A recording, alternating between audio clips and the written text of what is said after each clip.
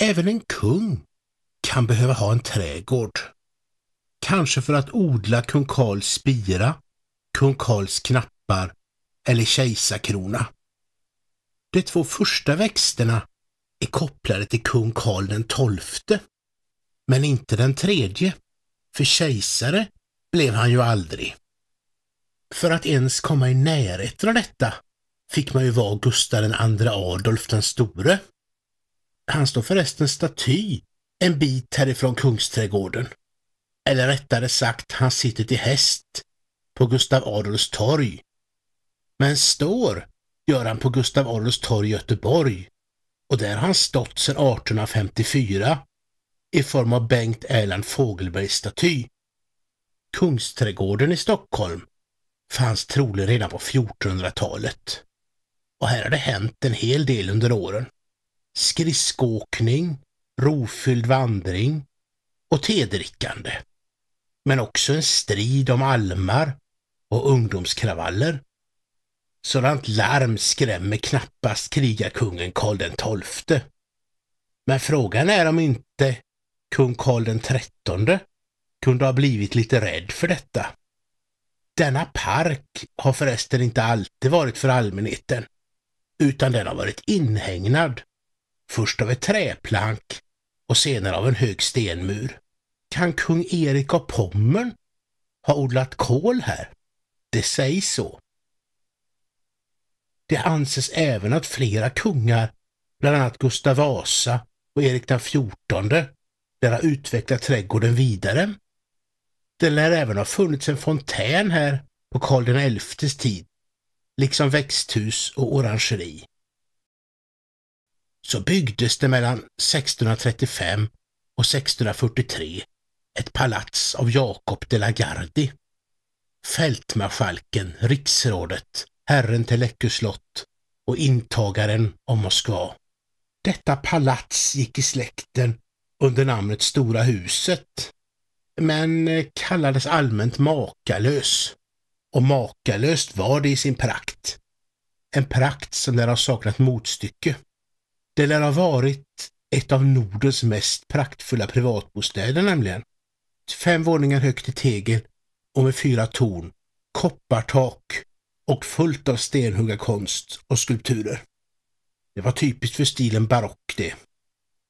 I Karl XI:s reduktion förlorade 1684 Magnus Gabler de la Gardie palatset i Kronan, som gjorde om det till spannmålsmagasin, arsenal och livrustkammare för kungahusets dräkter och rustningar. På 1790-talet inrymde palatset Arsenalsteatern, som var den av Gustav III inrättade Kungliga Svenska Dramatiska Teatern, dagens Kungliga Dramatiska Teatern, eller som oftast förkortat till Dramaten. Palatset blev 1825 lågornas rov. Gustav III, han står förresten själv staty här i centrala Stockholm, i Skeppsbron. Statyn invigdes 1808 och är skapad av Johan Tobias Sergel.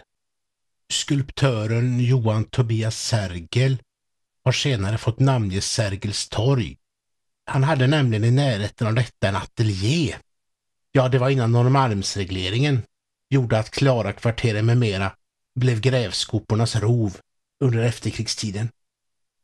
På 1600-talet var Kungsträdgården en barockträdgård som inte var öppen för allmänheten, utan parken öppnades först på 1700-talet.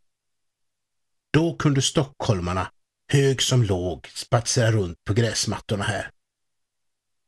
Eller kanske besöka Vauxhallen, festlokalen i orangeriet. Det måste ha varit en stor upplevelse att få komma innanför stenmuren och de stora järnportarna och njuta av trädgårdsprakten innanför dessa. Det var förresten då det kom till en byst av Fredrik den förste här.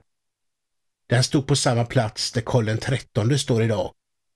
Den ene oduglige kungen får ersätta den andre. För bägge dessa kungar måste nog anses höra till Sveriges genom tiderna sämsta. Så kom förändringarnas tid, som började under slutet av 1700-talet och under början av 1800-talet. Först fälldes det träd och gräsmattorna bredde ut sig för att senare förvandlas till grusmattor.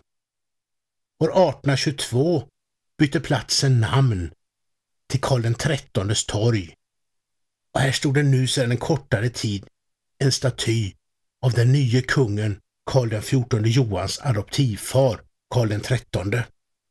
En staty skapad av Erik Gustav Göte, och runt statyn står 4 lejon skapade av Bengt Erland Fogelberg. På Slottsbacken förresten står Karl XIV Johans staty sedan 2018. Tidigare stod statyn vid Slussplan. Karl XIV Johans staty är också den skapad av Bengt Erland Fogelberg, och den invigdes 1854. Karl Johan har motiverat att resa statyn över sin adoptivfar med att ingen annan skulle göra detta. Och det är troligt eftersom Karl XIII är känd som en av Sveriges sämsta kungar. Statyns utformning här gör att kungen blir en kruka omgiven av 4 lejon. Den senare delen av 1800-talet innebar annars att parken förvandlades till en grusplan där exercis av trupp kom att ske. Det finns faktiskt en staty till i Kungsträdgården, och det är statyn över Karl XII, han som står där och pekar österut. Statyn kom att avtäckas på kungens dödsdag den 30 november 1868, exakt 150 år efter kungens död, 30 november 1718. Denna staty, där kungen i dåtidens nationalromantiska anda är ett krigarlejon omgivet av 4 krukor, är skapad av Johan Peter Molin. Han som även har en fontän i Kungsträdgården, Molins fontän, uppsatt här 1873. Fast då var Molin redan död. Fontänen kom upp i september och Molin dog i juli samma år, 1873. Fontänen hade tidigare visats i en version av gips på Stockholmsutställningen 1866. Där hyllades fontänen stort. Sedan kom den bland annat med hjälp av insamlade medel att gjutas i brons och sättas upp här i Kungsträdgården. På fontänen finns det 6 svanar och motiv från nordisk mytologi, helt i tidens anda av fornnordisk stil inom arkitekturen och nationalism. Runt fontänen växer en särskild sorts pilträd som här går under namnet fontänpil, som den har fått när fontänen invigdes. Pilarten har sedan blivit vanlig i många svenska parker. Efter 1800-talets tid som exercisplats har parken blivit park igen, och den förvandlades rätt mycket vid firandet av Stockholms 700-årsjubileum 1953 med bland annat Erik Glemmes friluftsscen och tehus. 1971 skulle almarna och tehuset bort, då uppgången och biljetthallen för den blivande tunnelbanestationen Kungsträdgården skulle byggas här. Då fick allmänheten nog och protesterna övergick slutligen i slagsmål med polisen som skulle skydda skogsarbetarnas arbete med träfällningen. Almarna och tehuset blev kvar. Norrmalmsregleringen kom av sig och finansborgarrådet och rivningsivraren Hjalmar Mer, han blev landshövding istället. Tunnelbanestationen blev också av, men dess uppgång flyttades. Slutet av 1990-talet har också gett parken sin prägel med dammen och de japanska körsbärsträden. Klart är att parken förändras med sin tid och har så alltid gjort. Det är intressant att det runt Gustav II Adolf i Göteborg står 4 lyktor. Han är ju den store, och då är han kanske en sol omgiven av 4 lyktor. Det är även intressant att Karl XII står staty i Kungsträdgården, på den plats där Makalös en gång låg. Är det någon som var makalös, så var det han, utan drottning som han var.